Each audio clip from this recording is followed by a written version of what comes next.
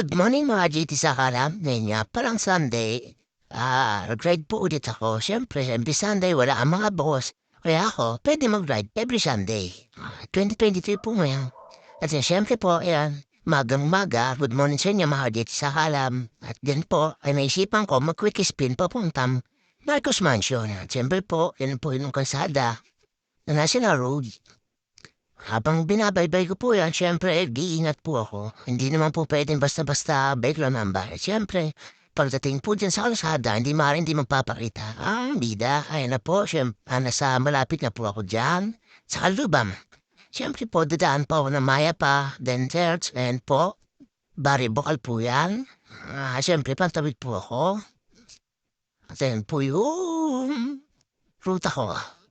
Siyempre lampas po ako dyan sa stoplight ng Kanlubang, Kambyente Lim, po yun. At yan po, papasok na po ako dyan ng Kanlubang Gate. Ayan po yung Kanlubang Gate. At yan po, kakanan po ako dyan, papuntang mall, papuntang Kanlubang Industrial. Ayan po, makikita nyo po yung Don Bosco sa kaliwa. At ayan po, kakanan po ako dyan. Makikita nyo po yung I-Mall Kanlubang at dire-diretso lang po kami dyan. At syempre po, wala pala po akong kasama. Ako lang pala, dire-diretso lang po yan. Buti po, hindi na po malubak dito sa Kanlubang Industrial Park. At yan na lang po ang kaprasong yan sa may San Miguel ang malubak. Pero after po niyan ay malawak na kalsada na. At after po niyan, syempre, ito po, meron po ako nakasabay na pilit akong kinakarera pero hindi ko po pinagbigyan kasi ako'y chill ride lang. Shoutout sa'yo kuya, kahit kung nagmamadali ka, ikaw na lang. Ayoko pang maaksidente, gusto ko lang mag-chill ride. At happy Sunday to all bikers.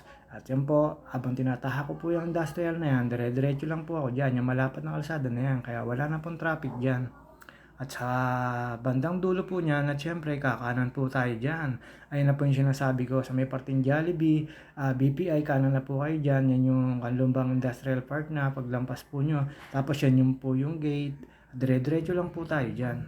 Syempre po, at dahan-dahan lang po kasi malaki yung mga sasakyan dyan na nagkakarga ng mga kargamento nila, pambiyahe. At syempre po, magpapakita po bida. Kaya ayan po, makikita niyo po mamaya ang bida, medyo pagod na bago pumanik ng Marcos Mansion. At syempre po, dire-diretso lang po kayo dyan. Makikita niyo po yan, papuntang Santa Rosang Way na yan. At ito, kakaliwa po kayo. Ayan po, yung papuntang URC. Diyan po, napakahaba pong banayad na ahon yan. Pero chill ride lang po tayo. Huwag po magmamadali dyan kasi malaki ang truck dyan na nagdadaan. Lalo yung mga kargada. May karga pa.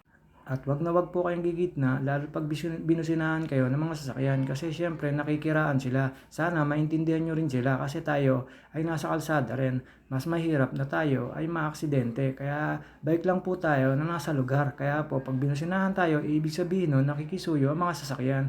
Ang pwede, tumabi ka pa ng konti para walang aberya. Dire-diretso lang po tayo dyan. Tapos pag nakita nyo po yung circle na yan, nabali circle na yan, yan, kakanan na po kayo dyan. Syempre, makikita nyo po ang daming bikers dyan. Di ko na po kasi kinuna kasi syempre po, circle po yan, mahirap na po maaksidente. Kaya nag-cut na po ako dyan ng video. So, pagkatapos ko po dyan, syempre po, kakanan po tayo, papunta ng Golf Range. Ayan po yung sa Golf Range, dire-diretso lang po tayo dyan para makapanik po tayo ng Marcos Mansion.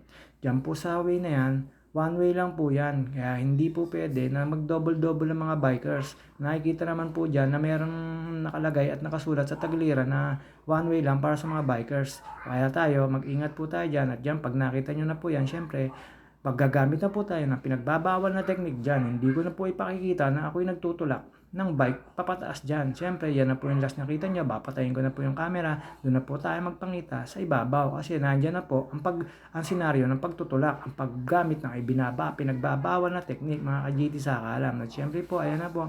Papatayin ko na po siya dyan, mga ka-GT sa kalam. At after ko po makaawa na magtulak, syempre po, ayan na po, patag na po yan. Makikita nyo na po yung Marcos Mansion. Syempre po, hindi naman po kayo pwedeng andyan na rin lang po kayo sa Marcos Mansion. Siyempre, ang una nyo gagawin dyan ay puntahan ang picture ni Lakay Senior at Imelda Marcos. Ayan po ay sa kanila. Kaya po, siyempre, dire-diretso lang po ako dyan para makita ko yung picture na mag-asawa. Siyempre, salute ako sa inyo mga Marcos. Kasi kahit hindi ko inabot yung mga martial ang sinasabi nila, pero magaling at matalino, ang Marcos Jr. Shoutout PBBM. At kay Inday Sara Duterte, shoutout sa inyo. Good work, good job. Salute sa inyong dalawa. Ayan po ang Marcos Mansion at makikita nyo po ang bike ko. Ayan na po yung picture nila mag-asawa. At then, pagtapos po dyan, lipat po ako sa bila para makita yung mga nagbebenta ng mga parts ng bike. Ayan lang po, tuwing linggo, Sabado at Linggo, alam ko nakalagay po sila dyan para magbenta. Yung mga nagbebentang yan, shoutout po sa inyo. Mura lang po dyan, kaya pag pumani kayo dyan, syempre, makikita nyo kung ano nabibili nyo. Hindi na pura kayo maghahanap pa. Hanapin nyo lang dyan kung ano ang gusto nyo. Tuturo nyo lang at pagkakatawadan na kayo. Shoutout mga taga Marcos